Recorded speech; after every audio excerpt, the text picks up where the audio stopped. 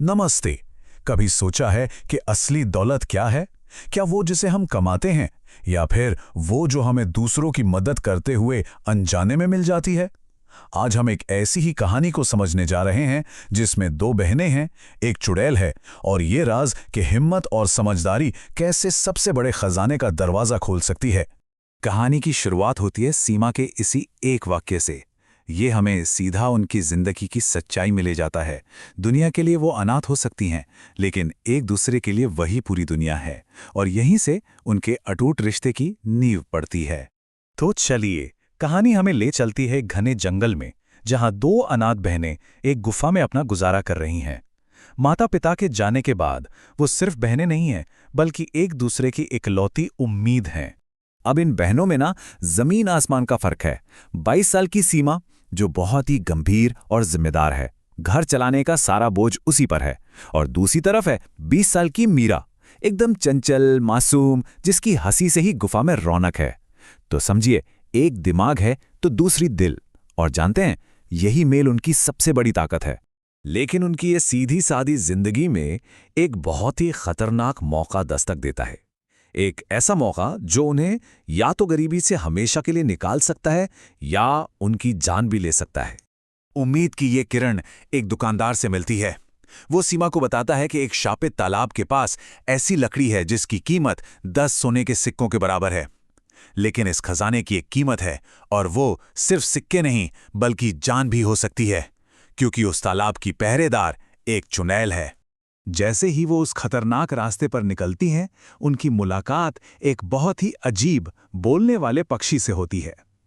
अब ये कोई मामूली पक्षी नहीं है, ये तो आने वाले खतरे की पहली चेतावनी है। और फिर वो पक्षी अपना राज खोलता है। वो असल में एक शापित राजकुमारी है, जिसे चुड़ैल ने अपने जादू से पक्षी बना दिया है। और उसके श्राप का इलाज वही जादुई तालाब का पानी, जहां ये दोनों बहनें जा रही हैं। तो अब ये सिर्फ लकड़ी का मिशन नहीं रहा, बल्कि किसी की जान बचाने का मिशन भी बन गया है। और अब आता है कहानी का सबसे टेंशन वाला मोड़। बहनें आखिरकार तालाब पर पहुंच जाती हैं, जहां उनका सामना सीधे चुड़ैल से होता है। यहां कोई ताकत, कोई हथियार काम नहीं आएगा। यहां दिमाग की परीक्षा होगी। लेकिन डरने के बजाय सीमा बड़ी हिम्मत से आगे बढ़ती है। वो चुड़ैल को साफ साफ बताती है कि वो यहां दो वजहों से आई हैं, एक लकड़ी लेने और दूसरा राजकुमारी को छुड़ाने।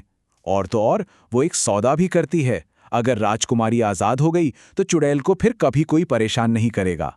ये सिर्फ बहादुरी नहीं, बहुत ही समझदारी भरा कदम था।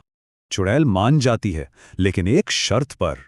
वो पानी देगी, मगर बदले में उनकी अक्ल को परखेगी, अपनी 3 पहेलियों से। और यहीं से कहानी का असली दिमागी खेल शुरू होता है। अब हम देखेंगे कि कैसे इन बहनों की समझदारी चुड़ैल के जादू पर भारी पड़ती है, और कैसे पहेलियों के जवाब ही श्राप को तोड़ने की चाबी बन जाते हैं। चुड़ैल अपनी पहली पहेली पूछती है। मुझे देखा नहीं जा सकता, पर मैं महसूस होता हूं। मैं बिना छुए भी मार सकता हूं। बताओ, मैं क्या हूं? ये सवाल किसी तलवार से ज्यादा गहरा है, जो सीधे मन पर वार करता है। और सीमा बिना एक पल भी सोचे जवाब देती है, डर। बिल्कुल सही जवाब।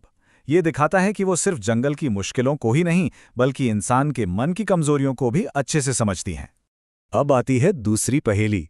मैं हर रोज आता हूं, पर कभी ठहरता नहीं। मैं आता जाता हूं, पर कभी लौटकर नहीं आता। बताओ, क्या हूं मैं? ये सवाल तो जिंदगी के सबसे बड़े राज से जुड़ा हुआ है। एक बार फिर सीमा का जवाब एकदम सटीक है, समय। तो 2 पहेलियां सुलझ चुकी हैं। वो चुड़ैल की परीक्षा में पास हो रही हैं। बस एक आखिरी सवाल बचा है। और अब आखिरी और सबसे मुश्किल पहेली। मैं जिंदा नहीं हूं, फिर भी हर रोज मरता हूं।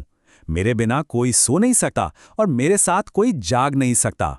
बताओ, मैं क्या हूं? इस बार इतनी बुद्धिमान सीमा भी सोच में पड़ जाती है। और जब सीमा का दिमाग जवाब नहीं दे पाता, तब मीरा की मासूमियत काम आती है। वो झट से जवाब देती है, नींद। ये क्या शानदार पल है! ये हमें याद दिलाता है कि इस मुश्किल को पार करने के लिए दोनों बहनों का साथ होना कितना जरूरी था। दिमाग और दिल दोनों की ही जरूरत थी। पहेलियां तो सुलझ गईं, लेकिन कहानी का सबसे बड़ा सरप्राइज अभी बाकी है। अब हमें चुड़ैल का वो रूप देखने को मिलेगा जिसकी किसी ने कल्पना भी नहीं की थी। बहनें पानी से राजकुमारी को ठीक कर देती हैं और जाते हुए चुड़ैल उनसे एक अजीब सी बात कहती है, तुम्हें अब लकड़ी ढोने की जरूरत नहीं पड़ेगी। इस बात का क्या मतलब हो सकता है?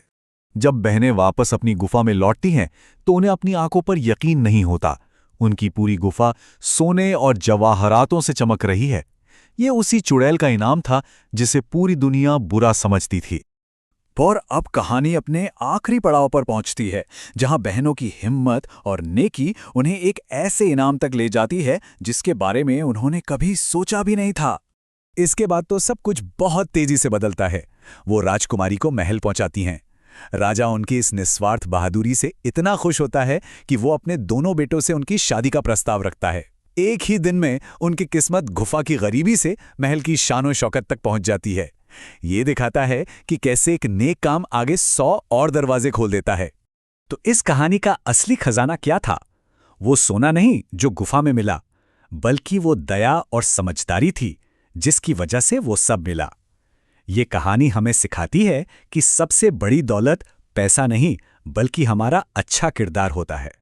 और ये कहानी हमें इसी एक सवाल के साथ छोड़ जाती है, जिंदगी का सबसे बड़ा इनाम आखिर क्या है?